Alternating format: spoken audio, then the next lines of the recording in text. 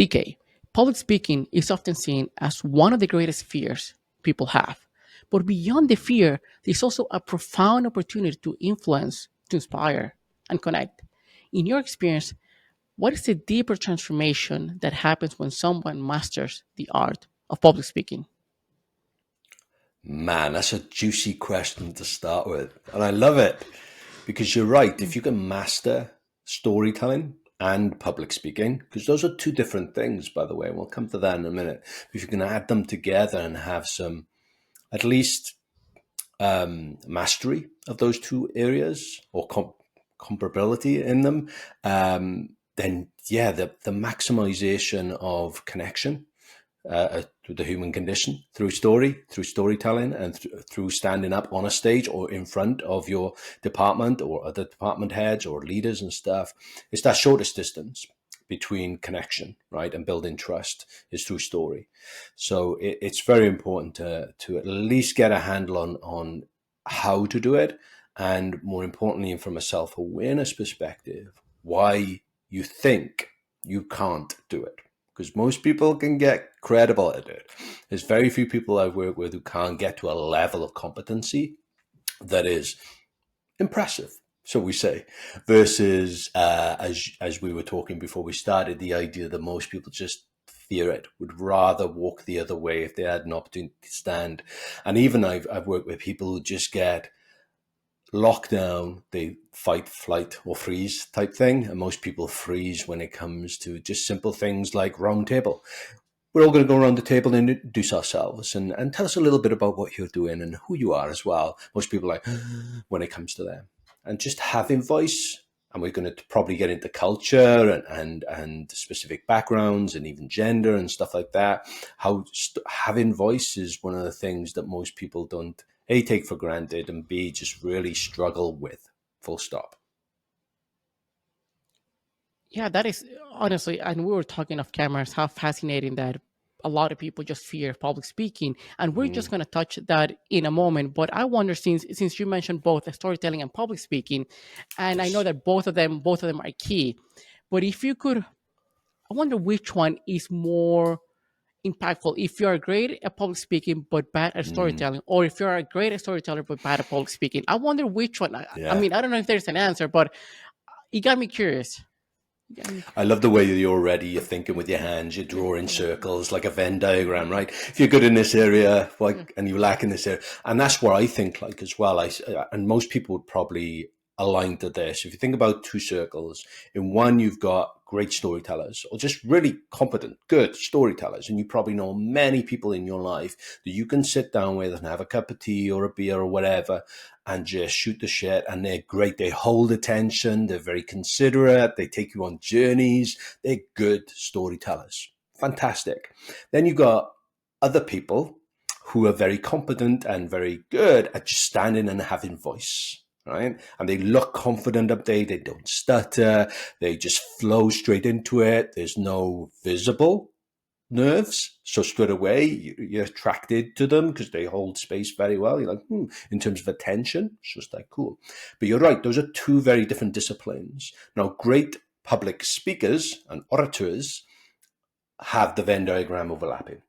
They both can understand how to shape a story and understand story models and the contextualized version of why they're telling story.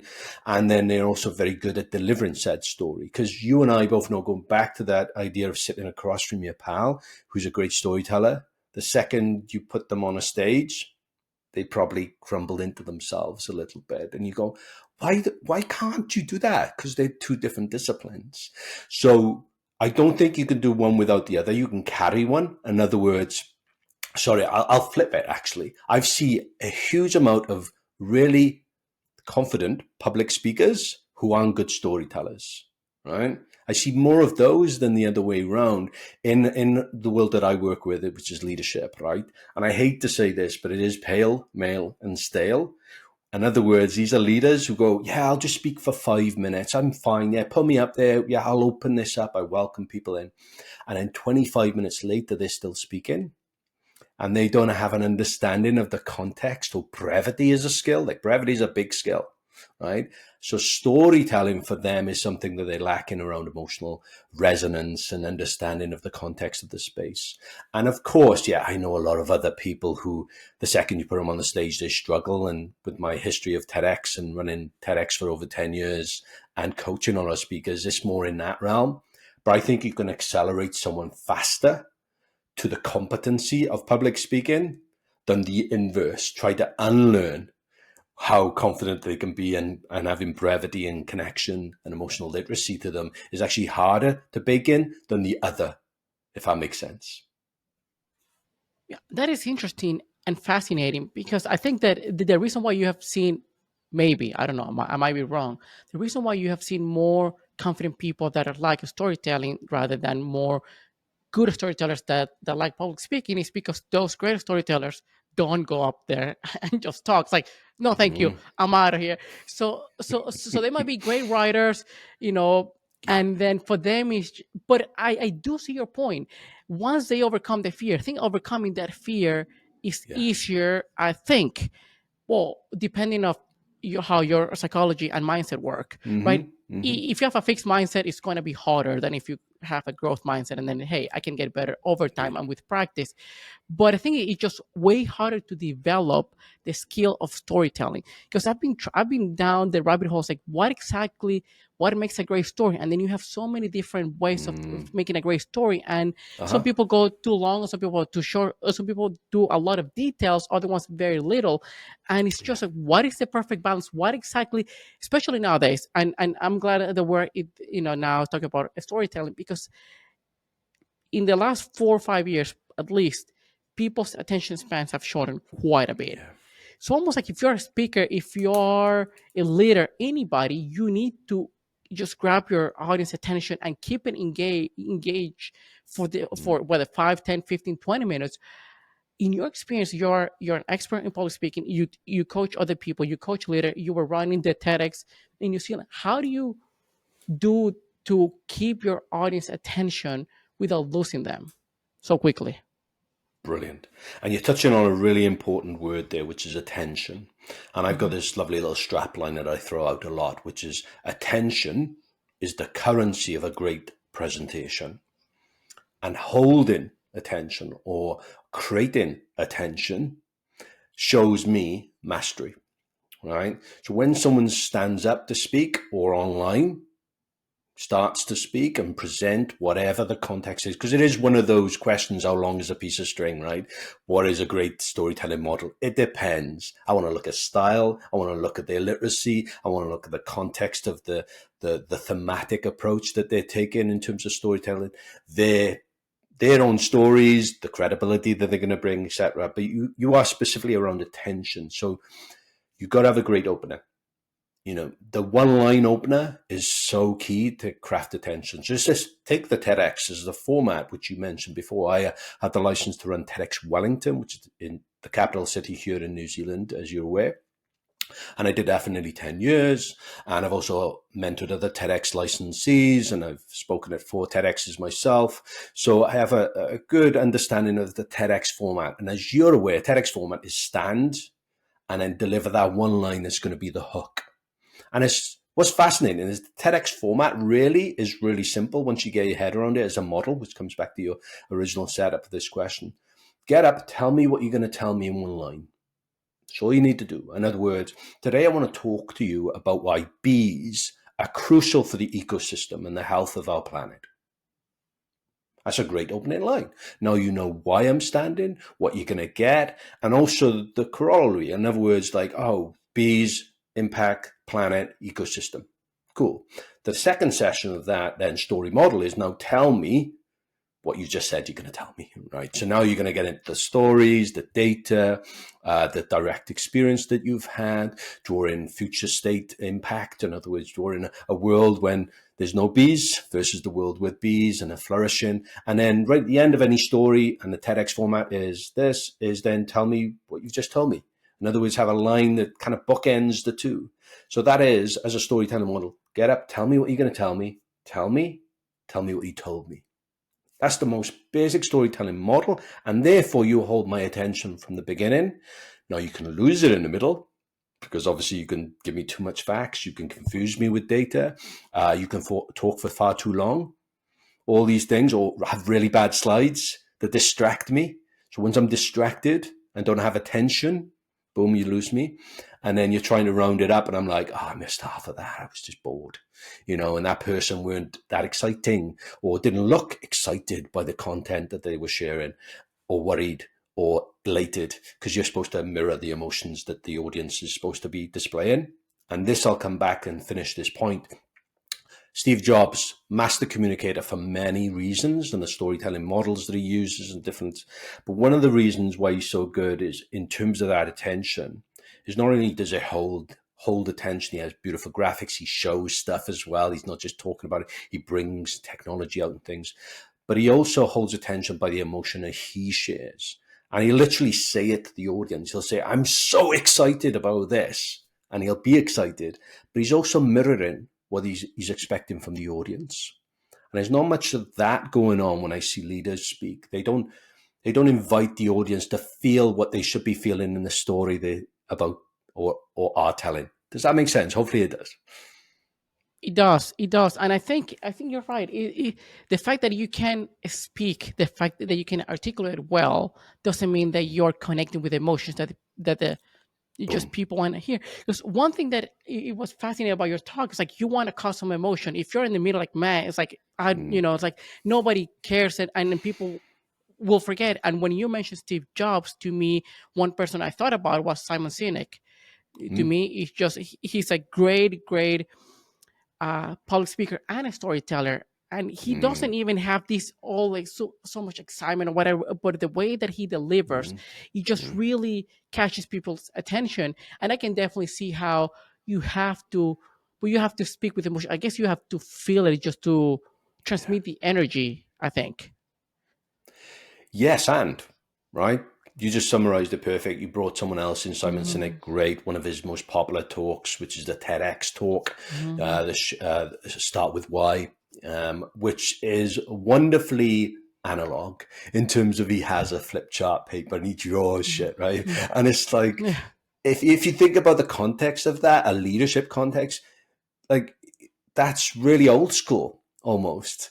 But it works so well because he's given you time to think, he's given you time to experience, and he's working it out as he's going, right? As well. So it's a revelationary thing as well. He's building on ideas and he's coming back to them and he's drawing little lines. It's how we think to visually and auditory kind of complement each other really well there. And so many people don't do that. They kind of front load it heavily with data and information, usually in the form of really bad slides. And then you lose attention because I see so many people who have great stories to tell, hold themselves really well, have the emotion in their face, like you were just saying and showing that. But my attention is on the bad slides they just put up because, as a pattern seeking creature that I'm a human, most of us are.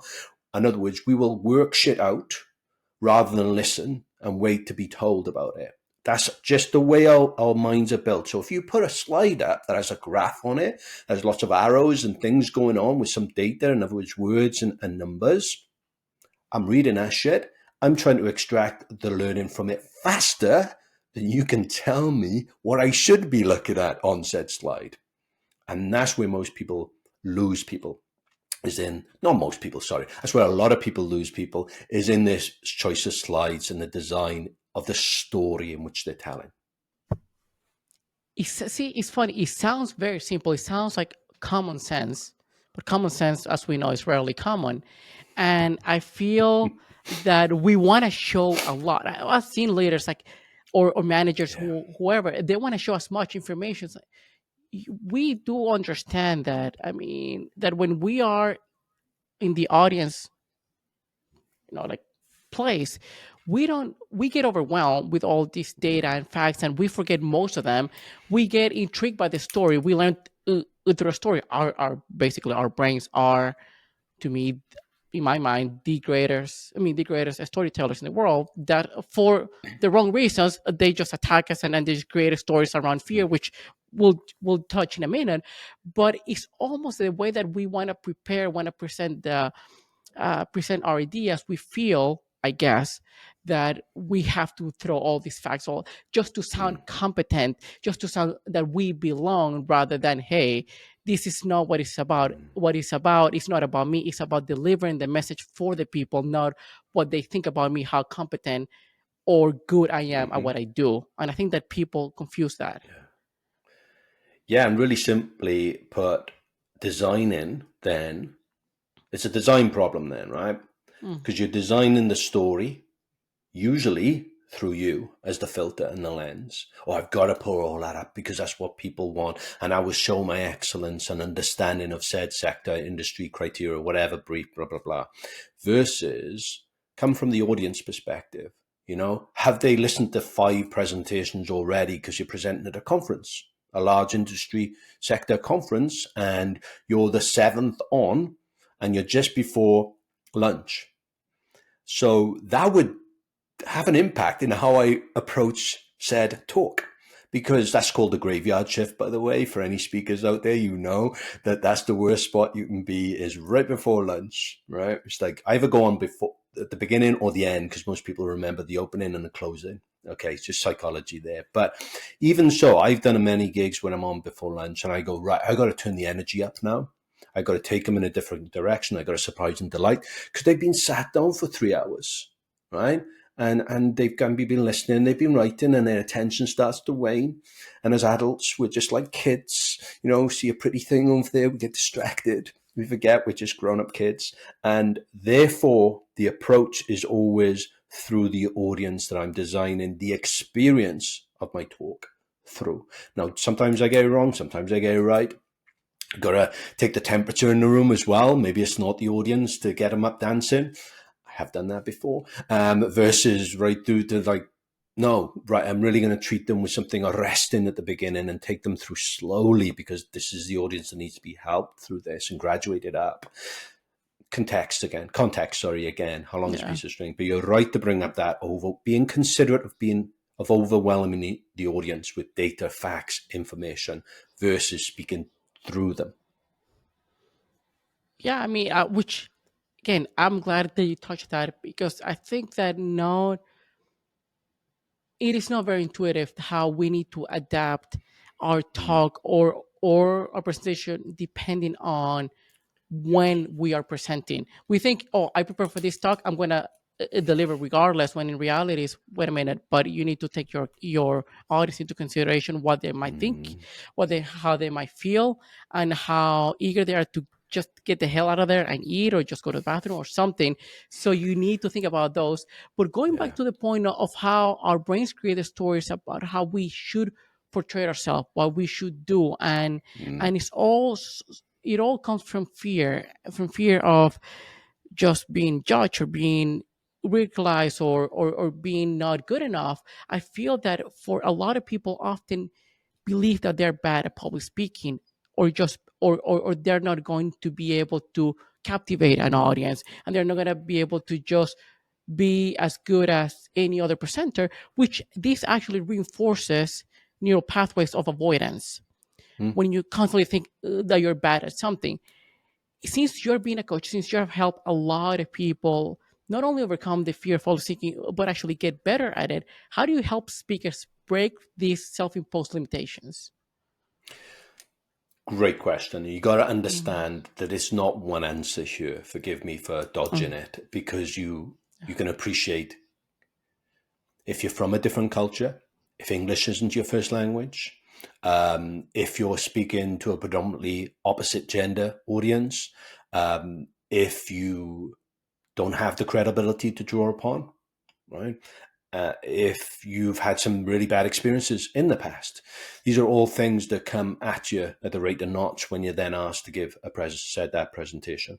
Let's talk about culture for a moment. I don't think a lot of people talk about this when it comes to why isn't or why aren't you the first to stick your hand up when someone says, would you like to say a few words? Right. So there's culture and there's also physiology coming into play here. So culture, let's take that as a simple one.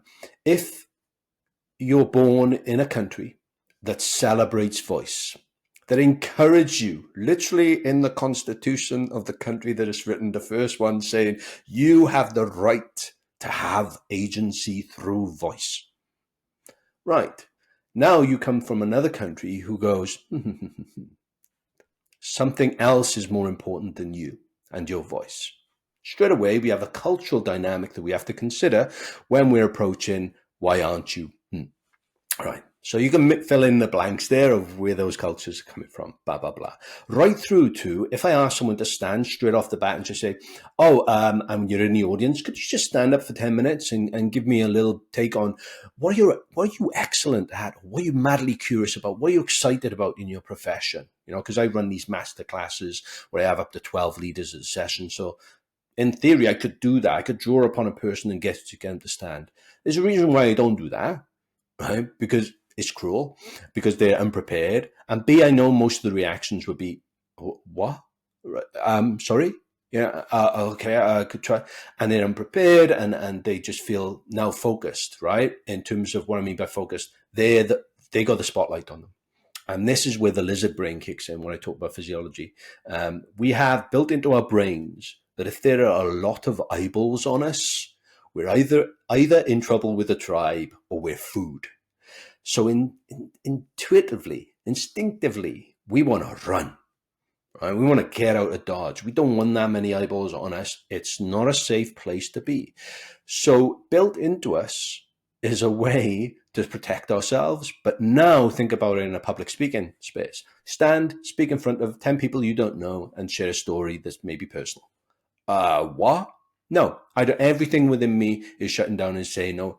So my point is to all that is that if you feel bad that you can't do this stuff and you don't like to do this stuff, that's your brain and your body working together and it's doing the right thing. Well done. Now, the opposite of that is obviously if you get people who constantly want to speak and want to stand, and we talked about brevity before, and a couple of people I have coached to try and unlearn themselves in terms of their agency that they feel that they should have, which is fascinating, right? But those are few and far between. Most people have to build up to a level where they feel comfortable with literally having voice, hearing themselves out loud. And you know, if I invite someone just to turn on their cameras at home with a phone and record yourself for 10 minutes and watch yourself back with a critical eye and how well you did telling stories, the way most people are, I hate to look at myself speaking, I don't like my voice, stuff like that. So, okay, we got a lot of things that we got to get over before we get to the idea that all you're doing is trying to tell a story. And the only way you can be aware if you said that you've achieved said story or not is to reflect. And in this digital age, that's brilliant because I can put a camera up and I can show you. But most of the time, most people don't want to do that because it hurts them. You know, hurts them deeply emotionally, and they just don't want to do it. And I get it. It took me years to get over the fact to watch videos of myself presenting because it was horrible. But I have fun with it now. I show people how bad I am at certain things. I go, look, if I scrub the video fast forward a little bit, you can see that maybe my gestural cues are a little bit over intense on the right hand side. And that's brilliant because I can then be aware of that as a storyteller. So coming back to this idea of avoidance and fear, I say it's okay. First of all, it's okay to feel that. I think psychologically, your brain's doing the right thing. What I would then add on is, do you want another story to complement that? It's that now in this world, you're not food. Yeah, you're going to be safe. Most people will hold you and create space for you in the right context. Most people want to listen to great stories and want you to do well when you're up on the stage representing their company or organization. Very few people want you to trip up. That's a new story for you to kind of layer into the brain, right? And that's where I work a lot on when it comes directly to fear, is giving people new narratives like, you're not nervous, you're excited. Right. And you would have seen in my little talk about that idea that the physiological responses of nerves actually marry quite neatly onto the excited physiological response. So if you think about the first time you went and saw your favorite person in concert or favorite football team or sports team, that feeling that you had was pure joy and excitement. However, I guarantee most of you would be like, oh, I'm shaking, I'm so excited, I got a sweat, oh, I got butterflies, I can't wait, I need to pee, I'm so excited, right? And you're going, that sounds like fear. as well. So the narrative in your brain just needs to go on to another track. When you're feeling nerves, you got to replace it with, I'm not nervous, I'm excited. I'm not nervous, I'm excited. And over time, it does get replaced, and it does get a new sense of vim and vigor, excitement, literally going, "Oh, I can't believe I'm going to speak. It's going to be fun. I'm going to get that tingly sensation." But that's fine, because that's what speaking is.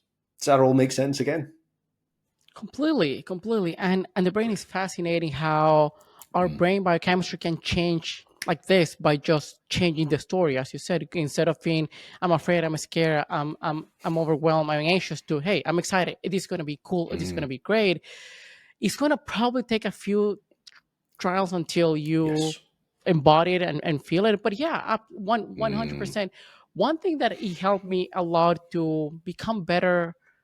And by the way, just a side note, when you touch about culture, which I definitely glad that you did, and I agree with that. I think that even for those who live in those countries who your voice um, your voice feels or it is celebrated, right? You can still have a lot of fear if you grow up in an environment where you were usually dismissed. You feel like Totally. that nobody cares about what you have to say at all, and then you have to overcome that story that once again stories were created in childhood, we were not aware of them, and then we just reinforce them over time, over the years. So but one thing that actually helped But can me I over linger story you? Can I just yeah, linger yeah, just a little bit? 100, yeah, 100%. Forgive me for cutting you off, but I think this is important. The idea of having voice for many people means different things. Voice means, having a voice coming out of your voice box. So usually you're speaking. Hmm. But I also believe that, having a voice could also be dance. It could be through sport. It could be some other expression. It could be that you draw up Hmm. there. It could be that you sit rather than stand. And we were failing. Some of our, early on when I was starting to coach, I failed a good bunch of my clients by telling them you got to stand in a specific way, you got to project in a certain way, versus getting to know them and uncovering through that conversation, oh, you're an intimate speaker. You like to sit down and go quiet, as in terms of your level, rather than projection like me. You want to sit and be more in repose and hold the conversation softer, and hold people through it. And we were really lucky. I was really lucky to have a couple of experiences where I luckily got to that point before I totally failed them. Put them on chairs and things like that, or we changed the dynamic. Okay, you don't speak, but the other person speak. The other person does something in the background, right? If you're speaking at the pair, for example, so you can still have voice. You can still tell a story without speaking. And as part of what I do a lot with is as well talking about grace, right? The fact that you're not even speaking, but you're still telling me stuff about your physicality, even the pauses you chooses to make. Those are the gracefulness in someone's oratory practice or articulation. All those things come together, and it's about treating the individual with a little bit of, I suppose, compassion, and going, it's not one way to do this. It's more a, hey, you could, rather than you should, when it comes to public speaking, for me. I like that, decade, and that's a nice reminder. It just reminded me of if you judge a fish by his ability to climb a tree, then the fish will think it's just dumb. It's like everyone has their own gift and ability and skills, and you cannot expect everyone to be Tony Robbins, for instance, right? Yes. Some people are more, hey, like two great speakers, as we mentioned, Simon Sinek and Tony Robbins. Those are great storytellers and speakers, but they're totally different. One is more Mm-hmm. like soft and quiet, and the other one just cannot stand still, uh, you know, Mm-hmm. literally. But one thing that helped me to sort of overcome or to reframe, because I love reframing, I love finding ways to trick my brain and to tell different story about why I was feeling fear of public speaking, was that fear was coming when I was trying to take something, when I was trying to take attention or validation, people that like me. I wanted to be liked, I wanted to be validated, I didn't want to be judged. But instead, if I start focusing on giving something to the audience, giving a message, giving and motivate them, inspire them, so it stopped being about me, but it was about them. So that right away starts. It wasn't easy. It took me a while to just Uh-huh. start to figure it out and to say, hey, let me truly believe this, because reframe in my mind, it only works if you believe in the new story. If you don't Mm, believe in your story, it's like me saying, hey, I can tell myself that the sky is green many times, I'll never believe it, even though I'm trying to reframe that reality. So that actually helped me a lot. And I feel that action is the antidote, of anxiety. And if we don't take mm, we need that sort of exposure, even if in a safe environment, anything, because what my mind have told me, or what experience have told me, is that we have this emotional reasoning that, if I feel it, therefore it's true. But as you said, hey, the eyeballs were at us, that doesn't mean that we are in danger. So mm, even if that those feelings are not necessarily true, they're real, but they're not true. yeah. So understanding our brain and understanding the psychology behind it's like, well, if I understand how everything comes, and that's why I love how you say, hey, that reptilian brain is just, it hasn't evolved to where we are right now. It's just as Mm, ancient as mankind. Then we don't have to believe what we're feeling, and we can just sort of slowly get out of our way, and mm. and start embodying this new person, whether you want to become a better speaker or something else in life. I love the reframe where you started with there, the Mm-hmm. power of the reframe. Mm-hmm. And I'm just reflecting that I do a lot of that with clients, trying to help them go, oh, this isn't a monologue. This is a dialogue, even though you're the only one speaking. And straight away pasting in a conversation versus a presentation. Oh, those have two different reactions to me. If I just ask you to tell me about in a conversation, could you tell me or could you present on this? It's different. So let's reframe it now. It's not a monologue, it's a dialogue. And that's really true because many people forget that the audience is telling you something when you're speaking, even though you're the only one speaking. They're coming right back to the beginning. They're telling you if they have attention or not, or if they're bored or they're confused because they'll be looking like, God, what? But if you're not looking at them, if you're not literally connecting to them and creating a dialogue and then not moving and asking, for example, does that make sense? Would you like me to elaborate more? All these little nuances you can have because you're looking and you're seeing confusion. You won't then create that connection. So yeah, reframing, big fan of that. Thank you for bringing that up. Yeah. And I love also, I wrote it down, I might steal it. Action is the antidote to anxiety. Thank you for that. I'll borrow it. Hey, I appreciate it. I can't take credit for that. I just take notes from either something I read or something that I listen to. I just like start taking notes, and then I say, okay, let me see which one I like. And Mm, I have like 3 pages of just pure just notes and quotes and things. Hey, whichever works for me, that's what I'm applying to. So for yeah, sure. Yeah, I might yeah, borrow that. yeah. So I like that you say that it is not a monologue; it's a dialogue, which brings me to a point that you were talking about beginning about grace in your talk, and you mentioned the 3 points to note when presenting and preparing, right? Which is Mm-hmm. like grace, credibility, and resonance. That in my Correct. mind, or just in my opinion, it can be used for almost anything. You just, whether you're sharing a story with a friend of yours, or a presentation, or giving a TEDx, or even on a Zoom call with your team, you have, Mm, I guess, these things are good for you to implement into your life. Is the way that you probably communicate better, because I do believe that we feel that we're good at communicating because we know how to speak, but communicating is just delivering the message with efficacy. So what are these, can you go more into detail into these 3 key components? sure. Yeah, yeah. Really simply, Mm. thank you for highlighting that. You can draw it in your brain as a Venn diagram or a triangle. Call them pillars, whatever you want. It's just three things that make a great presentation. Grace. Now, grace is not what you're saying, it's how you are saying it. We talked earlier about physicality and everything else. So it's not the words, it's how you're saying it, your whole body language and things like that. And even the mediums, when you talk to a Zoom, and we'll come to that in a minute.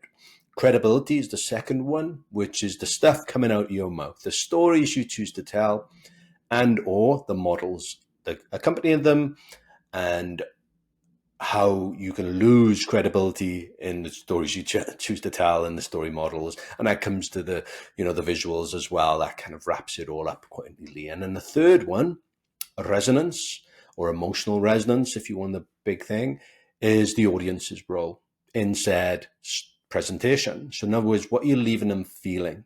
And I always challenge my clients when I say, okay, you got this talk coming up. I understand it's for 60 minutes or 40 minutes. You're in front of that, blah, blah, blah. Cool. What do you want the audience to feel? I ask, but I also don't stop there. I say, what do you want the audience to feel? And you can't say inspired, because inspired is a non-word when it comes to storytelling, because you need to continue that sentence. Inspired to feel what? Inspired to act in this way, inspired to think differently, blah, blah, blah.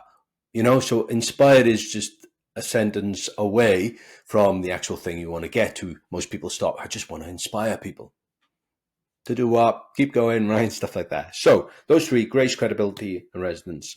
So we talked earlier about even starting with resonance. There's no order, by the way, because some clients you can appreciate have a huge amount of credibility. If I'm working with an Olympian or an ex-All Black, which I have, or a very senior film person, they have credibility coming out of their pores. The second they stand up or be introduced, boom, attention is theirs. They have credibility.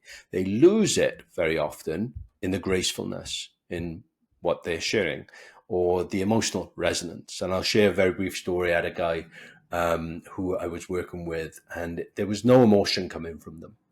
So halfway through, I did ask a question. It was off the cuff, and I use it now often, which is I asked him, how does his wife describe him personally? If I asked your wife, what is your characteristics, your personality characteristic, how would they describe you? And they were like, that's interesting. I think they would describe you in that way, me in this way. And also you added in cheeky. I went, fascinating. I'm not getting any of that. So therefore, you're not being honest up there with whom you are. Now, I get it, because you're this title and everything else. I get it. But if I'm going to ask for emotional resonance, you got to embody that as well. You got to be true to yourself. Be more cheeky, be more playful. Yeah. And the second I unleashed and give him permission to do that, boom, the emotional connectivity to the stories he was telling, the credibility he had, and a little bit of grace work, boom. So that's how you can literally straight away think about resonance as the audience directing you and designing how you act, how you be, and the stories you choose to tell. So you can use these three to start whatever you want. So that's the resonance. Credibility, we're going back up now, the little ladder.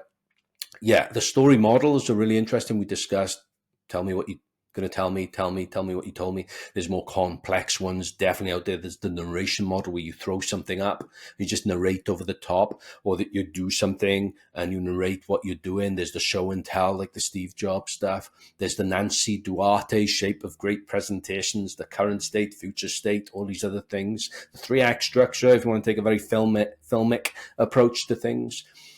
Again, it just comes down to what you're trying to communicate. What are the stories you're choosing to tell? And do they have credibility in the model in which you're telling them? And the only other thing I'd say on that is, as best as possible, try to tell as many stories from lived experience, because that gives you credibility as the person standing up and speaking on this. So if you have you in there, in the story, right, I get resonance from that. Again, to the last one, that emotional resonance. But you're also probably committed better to it. So you hold yourself better because you've lived this experience. Plus, you can get away from notes and or script, because now you've lived that experience. You don't have to remember, just tell me the bloody story. You don't need a script to tell me something you've lived. That's cool. So now we're getting away from, and we're eking over into grace in a little bit. So that's why I talk about lived experience as the gold mine to tap into. And if you're sharing data, for example, you can definitely give an opinion on it, but try to humanize it. Stick a Sally or a Jane or a John in there to try and humanize the data as much as possible. And again, that gives it credibility, because as the audience member, we now are humanized and we're attracted to humans. And then going up, the last thing is grace. I talked about scripts. We don't like scripts when we talk about, I love getting scripts off my clients and try to steal them off them and find creative ways to go, you don't need this. And it is coming down to really that we are taught wrong when it comes to storytelling. We're taught to write stuff down. We're taught to write a script first, then practice, then learn it, practice, and then get up and perform. And it is a performance at that point. It's almost like a recital, some would say. But not many people are good at that. That's what actors do. They learn a huge body of text, especially theater actors, and then they go out and perform said text, massive amount of text, and they hit it, especially like something like Shakespeare. They hit all the points, right? And you think, wow, that's a real discipline. With the greatest respect to most people who are going to listen to this, you are not that level of performance, right? So forgive yourself for not reading a script and knowing it and learning it verbatim and then getting up giving a great talk. Most of my time is spent, how do we condense this story down to beautiful bullet points that you can remember the order to, and maybe have some visuals that lead you through, oh, there's that visual of X, I tell that story, right? It just triggers in your brain. And most of the stories are going to be lived experience, easier to remember. The TEDx talk that you reference, 6 post-it notes for a nearly 20-minute talk. That was my script. When I was putting it together, I played around with orders. I did practice, I suppose it. In other words, I spoke it out loud a few times to hear it, to, feel it coming out, and I moved some things around. And then I was like, right, I know this. I've lived it. Just go up there and have some fun. But that's me. A lot of people need a lot of stages before that. But grace as well is to do with what your hands are doing, where your face is looking. And this comes back to then, if I can be a little bit showy off you and performative, is to come into the digital sphere. You mentioned about doing Zoom talks and stuff like that. Most people think, okay, you're talking about storytelling. Most of my presentations are online. Thank you very much. I rarely stand on stages, but I do give a lot of presentations online. All this stuff, grace, credibility, and resonance, can be applied online. So let's start from the top down again now. So grace is not what you're saying, how you're saying it. For most people who are watching this versus listening to us, and if you're listening to us, jump on the video because I'm going to show you some stuff now, and it can't really be heard, it can only be seen. Most people who are watching this will straight away, both of us are in nice little rooms and it's beautifully lit and the sound is great and we're eye height to the camera. We're looking at said camera, so we create some intimacy in that. So our gracefulness amplifies our resonance and our credibility for storytellers. Just for grace alone, we're ticking the other 2 boxes. And this is all online.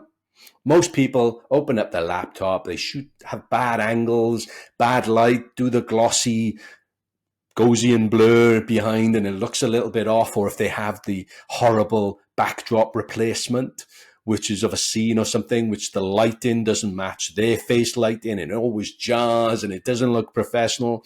And then they're trying to create some trust in, their pitch that they're doing. And it's like, that doesn't even look good. And then on top of that, they share their screen.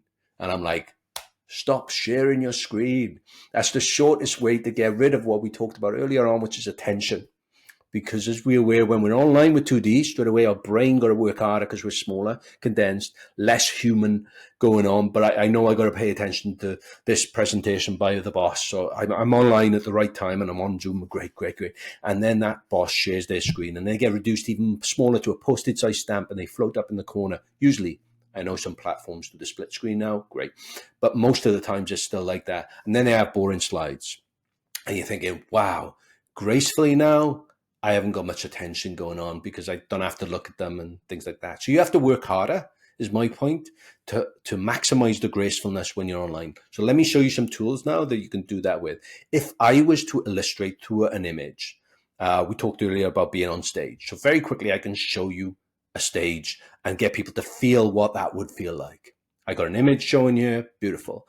But then I control by coming back. And I shown it when I want to talk about someone being on stage. In other words, saying, I could even do it this way. I could say, I want you to look at this image I'm going to show and have an idea, an empathy of that person standing in the middle. It become obvious. I want you to sit with that feeling right now.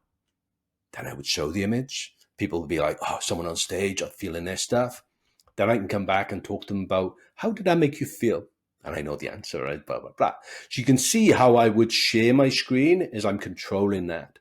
when I want. And I can do this with things like a video, for example. This is me when I was a kid growing up, which I used in my TEDx talk. Or in my TEDx talk, this is the breathing gift that I show people to how to control their nerves, you know. But again, I'm showing this and I'm telling you, and I can come back to me when I'm ready, you know.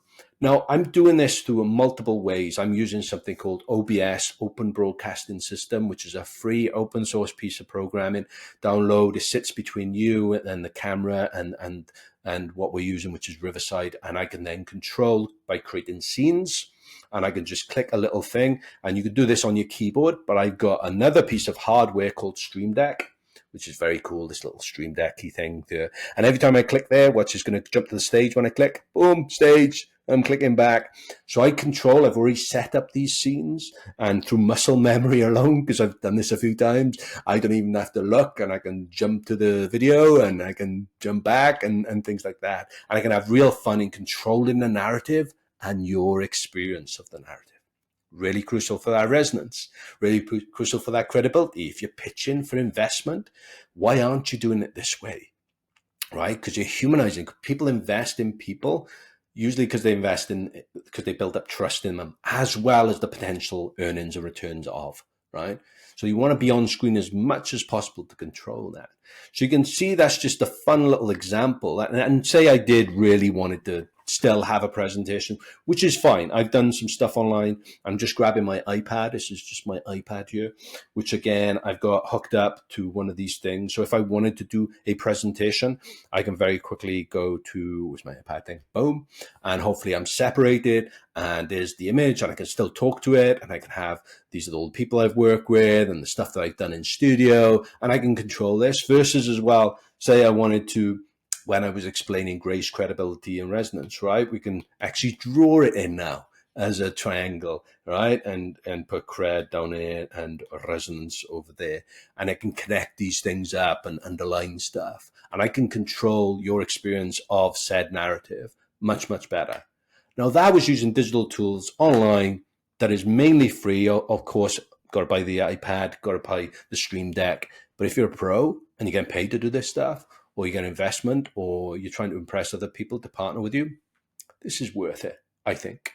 And that's just grace online. Now, credibility online is, again, similar to using all those things. I think you lose credibility once you share your screen and disappear with bad slides, and then you don't come back for a while, and everybody's just opening up a new tab and doing Gmail or Facebook because you can't control their attention like if you were in the room with them. But you can also see where the resonance lies in just the grace, just using the technology stack that is available to you right now. Don't have to have a snazzy camera like we've got and things. You can also just raise your laptop up so that it's eye height. Sit where it's nicely lit. Get a nice external mic or a mic that sits so that the other person can hear you rather than that boomy thing and they can't hear you tapping away constantly, because you don't realize you're doing that stuff because the mic is in your computer, for example. So that's how you can literally port the learning of grace, credibility, and resonance, because this stuff is really portable from the physical on stage to the online stage space. Yeah. By the way, fascinating everything that you share, and both from a presentation, public speaking standpoint, also and also virtually, there were so many different nuggets of wisdom that you dropped there, and one of them that is stuck with me was when you had to try to humanize the facts or just data. So almost to me, it's all the way that I see it. It's almost the way that we need to hide the broccoli, right? It's just how do we deliver a message, even if you have to deliver bad news to a board meeting. There are ways that you can use storytelling to just, hey, I'm giving you broccoli, but I'm giving you in a presentation that you're not going to reject it right from the get go. So I think that is extremely underrated. I don't think people really think too much about it. Say, hey, I'm just going to give data. You need to understand how the human brain works and how we take Yeah. data, facts, and news. By the way, another thing that you mentioned about bullet points, I just recently joined a Toastmaster scenes. I think that I kind of want to dabble a little bit into the public speaking industry. And one thing that has been helpful for me for whatever reason, it's so hard for me to memorize a script. So I just have an idea and Good. just write a few things and say, hey, great. But I was talking to a friend of mine. He actually did a TEDx last year. And he said that one of the prerequisites, like they have to have like a full, like a script written, because he was also the kind of person that would have, bullet points, and then he had to submit and write a full Right. script, and they're very, very strict. So since you have experience with TEDx, I was wondering, Hmm. how does that work when, if you have to give a presentation anywhere and they ask you, hey, you need a full script and you need to follow the script for whatever reason, if you're so used to bullet point, how do you, transition from Mm. knowing how to do this to, hey, I actually need to memorize a script? Yeah. Thank you for that question. I remember when I started Yeah. work, grown up work, I mean, in local government, and giving my first presentation to the local government committee and stuff, and my boss doing exactly the same. You have to write it all out. I want to see it before you present it. And same with like reports, similar thing, right? You write a report and you basically speak to the report. In terms of TEDx, right? TEDx is run locally by local organizers. The TED grants the TEDx license from Big TED, as we call it, for the local organizers to run. There are a huge amount of rules when it comes to TED and TEDx. If you're ever bored of an Eve, type in TEDx rules and just read all the massive amount of rules. And they're there for a reason, to control the brand, control the quality, control, just pseudoscience and stuff like that. We don't want all that on it. Brilliant. So most of it I agree with. There's a couple of things I kind of push back on, but there's nothing in there that says that you have to, if you're speaking at a TEDx, write a script. Nothing in it. Absolutely nothing. Now, that's a preference from the TEDx organizers to cover off and cover their bums a little bit so that they know exactly what you're going to say. I get that. Totally get it. But it is a preference. So if you are ever invited to a TEDx and they say, you have to write a full script, go, I know it's not in the rules because I just checked. And I also appreciate for you, it's a preference because you want to ensure what I'm coming out of my mouth is good. Then you can work with them from that basis. Now, if they still insist, shake their hand. Thank you very much for this opportunity. There are so many TEDx out there. Look up TED.com, attend TEDx, you get a map and you can apply for other TEDx's, right? Cool. Now, if you're in a context where you are then got someone who's open to it, and coming back to your bullet points things, when we used to run TEDx, we put all our speakers through a 5-week coaching experience before we put them on the red carpet, right, on stage. Now, that's why we didn't really care about scripts. People would turn up with scripts first week, boom, and we go on then, speak, and they'd read. Different than speaking. Reading is different than speaking, right? Because you write differently than you speak, right? And invariably, what they're saying is, yeah, it's a comparable kind of, yeah, it's okay as a story, but it's an essay because you wrote it all out. And there are people on the planet called speechwriters, which is a discipline again. It's hard to write as you speak. Unless you're really a little bit odd like me, I write as I speak anyway, just because I'm not the other way around. I don't write very well, so I write as I speak. So that's cool. But I certainly don't write my script. So back to the TEDx experience, and we're having these speakers with their big scripts of across 18 pages. Our job is going, that is really good. All the content is there. Now we're going to add in some grace, going to add in some resonance, or we ask them to add in some more credibility and them and the stuff. But the big thing is we need to get rid of that script as fast as possible. So on next week, could you condense them down to just the bullet points based on the stories, and we'll work with you. Literally, we'll take it to the side. Tell me the story again. Okay, that's one bullet point. That's one post-it note. Thank you. That's one story. Sorry, is one post-it note. Boom. Next story, right? That's another thing. And what's nice then, you end up with like maybe 18 post-it notes, sometimes 10, depending.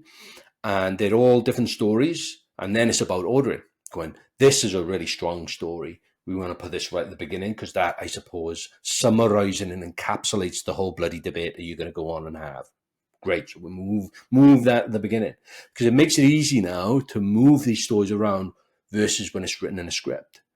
So you can see I'm giving you reasons to get away from the script, get into the bullet points or the post-it note style, and you can move them around, reorder, And there's so many times where I listen to a client because they have a presentation and I'm like, go on and hit me. I'm listening. I'm writing little post-it notes for them to, and we get the end and I go, that's all there. Obviously, you're struggling a little bit with nerves, so let's focus on that. But also, I want you to try something for me. That the last bit you said, do you mind if we put that right at the front? Because I thought that was really arresting. And could you give me the first 5 minutes, but now with that at the front? And they're like, oh, okay. So what that mean? And I'll usually exemplify. I go, so that mean, because I've heard it. I'm like, blah, blah, blah, blah, blah, blah. The bit at the front rather than the end. Blah, blah, blah. And I say, now you try it out your mouth, see how it feels. It's really important. And they do it.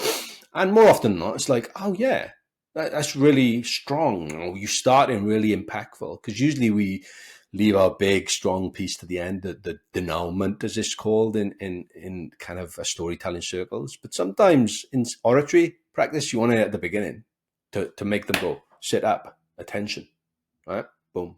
So yeah, the other reasons why you don't want scripts is that you will rely on them. You will practice them. If you got scripts, you will then practice that. And I've seen people stand on stages. You might notice this now going forward. Forgive me because I say these things and people come back and go, well, you told me. I see my boss doing that. I see other people that I'm like, I know, I'm sorry. But I've seen people on stages and they're reading their script in their heads and their eyes are going back and forth as they say this script, like almost like they're reading and remembering, right? And they're not looking at the audience. They're just trying to remember the next chapter in their story because that's how they remembered it because they read it. And it's just a recital then, and they lose all that resonance and the connection to the audience because they're not looking, lose all credibility again. I mean, I I get it. I get it, and I'm glad that you said that, and you were very specific. How sure in this case with a TEDx, it is not a requirement, but a lot of people feel that they have to write a script. In my experience personally, I feel that if I write a script, and it's happened in the past, where if I forget Mm. one word, the entire paragraph is gone. It's like I freak out, So and then much pressure. yeah, so much pressure. So you lose the flexibility of being creative in the moment Mm. if you don't Yeah. have those bullet points, right? If you're stick to the to one script. So by the way, which is fascinating how I'm just like you. I'm not very good at writing. If I sit down and start writing out, Mm. my mind will go blank. But I can talk for hours. I just need somebody Yeah. who's just next to me to just write everything that comes out of my mind, and then I just make it something. But yeah, absolutely. And I feel that it's so much easier the way Mm. that you say, just having those structures, and but also having somebody that helps you sort of navigate and just construct Yeah. a good story based on your side. Because we might think this is how the audience might like it, or this is how it's going to be more impactful, but then whoever's listening to it, it's like, well, you say it all backwards, which happens to me all the time. I say things backwards, and it's like, because in my mind it makes sense, but when I'm start Uh-huh. speaking it, wait, what I'm saying doesn't make any sense, but it makes sense in my brain. So you just have to Yeah. rearrange the entire thing. um, One of the things I wanted to ask you, what separates a good talk from a truly great and unforgettable one? Since you've been involved in TEDx, and TEDx is just, you're so many different talks that were unforgettable. But then I feel that even you have two people having a similar message, one can get millions and millions of views and be very impactful, and the other one just like, yeah, it was good, but it wasn't truly great. So, what makes a great talk versus an okay talk? It depends again. Sorry to do this, but it's a preference thing, right? I Yeah. love intimate, funny, cheeky, scary, odd. I really kind of enjoy someone who kind of takes a different approach to it. But I only odd and weird from a perspective of like, oh, they're just being them, right? They're just being true. So I like it when people give themselves permission to be and share their story in their way that they want to. And I also, as a speaker coach, a lot of people who I meet at conferences and that, which I find fascinating, they always start with, "Oh, you probably saw me up there. You probably, oh yeah, I forgot, blah blah blah." They always start with apologies and stuff like that. And I'm going, I don't critique often. I'm there to enjoy. I'm trying to forget the practice. It's like when you learn an instrument, right? And then you start listening to music through the lens of, well, I can play the piano now, or guitar, as an ex-drummer. Of course, I'm going to pick up on the drums, right? Yeah, that's good. That's a great little lick. Oh, it's heavy, it's fat, whatever. Ooh, look at the swing on that. Fantastic. That's my drummer brain kicking in. Cool. Most often than not, no, I'm just listening to music, man. I'm just trying to enjoy the form. Same with public speaking and storytelling. As a storytelling coach or a speaking coach, I'm just trying to enjoy the form that is presented to me. And more importantly, I don't know where that person was a couple of weeks ago. In other words, I didn't know where they started from in terms of their literacy. So I might see people who are struggling up there with the script in hand and flipping over and getting lost even with the script and looking really nervous. And I can enjoy their talk just as someone like Sir Ken Robinson, which is the most popular TED talk on the planet. How schools kill creativity, and all he does is just stand there, talk, share some stories, connects with the audience, looks down, have a little giggle, tells a great story. No theatrics. Boom. Two extremes, and I can enjoy them equally at the level of competency and greatness for me, if they were being true to themselves. So I really want to, put that out there. There's no level here, which, yes, they're a great storyteller. Barack Obama, right? One of my favorite person to listen to and see, especially in his casualness. Sometimes when he's given opportunity, he will lean on the lectern now and again. And his intonational approach, his pause, his holding of articulation, something I revere as someone with a past speech impairment. I look at that and go, wow, that's deep control. And his pace is phenomenal, because some people slow down and then they lose attention, whereas he slows down but holds cadence, which is great. And this comes back to, again, a little bit of culture, right? Some of us who are born in certain places on the planet, like your good self, like me in Wales, this is not my normal speaking voice. I can be really Welsh if you want me to be, and I can really speed up. That's what I usually am when I'm back home, surrounded by my brethren, right? That's my accent. That's how strong it can be, and that's how fast we talk and we mumble back home in Wales. Probably when you go back to your native country, you rabbit through, and that's not a I fault. That's a I still do condition. it. I still do it in English. I need to slow down. I mumble. I go way, Uh, way too fast. But yeah, Well, a little bit of coaching there, right, for you. Straight away, if that was a problem that you came to me, I feel like I'm racing ahead, and sometimes I get my story at the end wrong back, and I double back on myself, what you said. I'd be like, yeah, it's a pace problem, but the pace problem probably comes from, and I could probably help you by helping you breathe better, not speak slower, breathe better, because once you're breathing deeper, you're creating space, right? Because you have to breathe. And by sucking in, you got more air in your lungs. And just by that, you're more comfortable to speak. And you don't have to then blast through it and suck it in really quick, because you don't have to come to the end, because then you feel like you come to the end and you speed up, blah, blah, blah. See? Just by having more hair, you have more time. Yeah. So that's something yeah, that I work with clients on. It's just like, yeah, you got some pace. Let's work on your breathing. And they're like, no, I want to slow down. It's like, this will slow you down. The cause of it is not the effect that you're after, right? yeah, yeah. 100%. I'm a mouth breather because I have DBA septum, so it's hard for me to So breathe. you, But yeah, yeah. I do agree with that. One point is I need to rewind again. I'm trying to reframe and change the story, because Mm, what has happened many times in the past is if I slow down, because I'm consciously slowing down, yeah. the idea just disappears. I'm in the middle of the Mm, sentence. I'm slowing down. It's like, oh, I'm thinking about something else. I'm trying to keep up with my mind many times, and I then got yeah, you. it happens. I mean, DK has been enjoying this conversation quite a lot. I just had so many different other questions. We didn't have time, but as a closing question, at the heart of every talk, it's not just what is said, but how it makes people feel and what Mm, inspires them to do. If someone listening today takes just one thing away from this conversation to become a more powerful speaker, what do you hope that would be?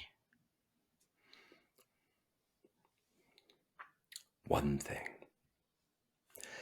I'm gonna do the. Mm, I keep coming back to the idea of courage when you're speaking, and there's a beautiful quote by Coco Chanel. think, who said that the most courageous act is to think for yourself aloud. So it's in that forgiveness, right, of going, well, it's allowed straight away so people are listening and hearing. Like you said, you feel like that's why people want scripts and stuff, and you want to hit the beats and you want all that. But you're also thinking whilst you speak, right? And that's scary for most people, especially if you don't give them a script and don't give them permission to, and you ask them just to speak, and then having all the eyeballs on that. So one thing to take away is that it takes courage to have voice. It really, in any situation, right? And we have to forgive ourselves, but actually, we have a role here as the non-speakers to create space for that voice, to hold space for said voice, to encourage and try to manufacture opportunities, especially for those quiet ones around the table. My God, the amount of times I've been in meetings and I'm like, I'd like to hear from you, if that's okay. But that's the problem, because if you do that, they're on the spot, they're in the worst place possible. So how can I do that? So some of the things I learned in my masterclasses and workshops that I run is like, a lot of my masterclasses is highly participatory. In other words, you're invited to get up and speak. Public speaking is an earned skill rather than a learned skill. In other words, the more exposure to it you have, the better you will become. It's not something you can practice at home in front of your cat or your mirror and stuff like that. That's very different than speaking and hearing yourself out loud in front of people you don't know. So you got to earn it, that chops, earn the thickness in the skin and stuff like that. Right. So now I'm in a group of people who I haven't met, maybe 12, 15 people, and I'm asking them to stand and speak. I don't know their literacy levels. I don't know where they're at with some of this stuff. Especially, I embody it as well. I show and I be emotional at times and I have fun. And very rarely, one out of two for sure, we have tears in that masterclass because people, it's a revelationary thing for them. It's a relief. Usually it's tears after as well. Guys usually go into themselves and they're crying on the inside, but I can see they cry, man. And it's a different way, right? But it's highly emotive. So what if someone who doesn't want to do that, but is really wanted voice? You need to create space to have their voice in their way. So when I'm in the masterclass, I always say, look, ask me questions at any time, stop me, jump in. I'm not going to point to you and say, it's your turn, it's your turn, and your turn. This is an invitation. It's not an expectation of speaking. But if you've got any questions and you don't want to raise your voice, you don't want to participate, write them down, hand them me in the break. Just write down, post it in front of me, pass notes. It's fine to me. You don't have to put your name on them. You can just, when I go out and put them in front of me, they still have it, their voice. That's what I mean about, like, it's courageous to ask people to speak. It's hard to do it, but we've also got a role to play to enable other people to still have voice without speaking. Yeah, I think I'd like to leave people with that. I love that answer because something that I've been struggling with. The more I do the podcast, the more I try to create content, the more I try to share ideas. It is terrifying just to share your opinions and being judged by other people. And again, it comes from maybe a reptilian brain in a way that if we were rejected back then, thousands of years ago, that meant death, right? If we were isolated, if we were not in a tribe, and if we were not in community, we wouldn't have made it this far. So I get it, and it requires a lot of courage, as you said, and courage is not the lack of fear, but it's having the fear and still and do it Do it. anyway. And to me, it's something that I try to tell myself that if I don't have courage, I don't only hold myself back, but I basically rob other people from learning something that I can only teach them. I mean, my story might Yeah. help others, and then I'm robbing from them the ability to just help them or just having something that can relate to by not expressing myself. So once again, it's something that again I've been struggling a lot. I've been trying to get better at it, and yeah, it requires courage, and it's hard. But as you said, exposure therapy, something that you need to practice. One thing that has helped me a lot is Toastmasters or any kind of thing, safe environment, even improv, that it allows you to, okay, I don't have to go 100 miles an hour. I can just, start going slowly and then start building from them. But we all need to start somewhere. So Totally. I get it. I get it. DK, Totally. lovely having you here. I probably have to bring you back at some point because so many different other questions, and you are a pool of wisdom when it comes to public speaking, presentations, and just communications. But where can people find you? Where can you just? I know that you work masterclass, workshops. You work with leaders. Anything. Yeah, you can find me literally on my .com, which is just a D and a K, and that's spelt out because DK is literally my first and legal name, and it's not made up. It's actually my name. So if you type in JUSTADANDAK, like if you were to spell out just AD and a K, if you were writing that out on the .com, I know you've got show notes, and hopefully you can add them in there. You'll find my website. You'll find then all my information about what I've done, a contact form as well, and other data. But you're right, I do speaker coaching one-to-one in my masterclasses, smaller groups, and then I do a longer, what's called impact course, which is like over 5 sessions for more bigger kind of impact, if you want to overuse that word. But yeah, those are the things I do and have. I'm lucky I don't work for a living. I do something I love. Awesome. Yes. I mean, and that's everyone's dreams, right? Just doing something that we love Yeah. doing and getting paid, for that, and just help others. So Mm. absolutely, those are gonna be obviously on the video, show notes, YouTube description. Once again, DK, thank you for coming on the podcast. Such a wonderful and insightful conversation. And thank you for creating space for me to come on your podcast and the others before and the others to come as well. You're doing good work here and just creating a platform where the people can share and you uncover and untap, and that gets shared out to the world. It's precious, man. So thank you for doing what you're doing as well. Thank you. Appreciate it.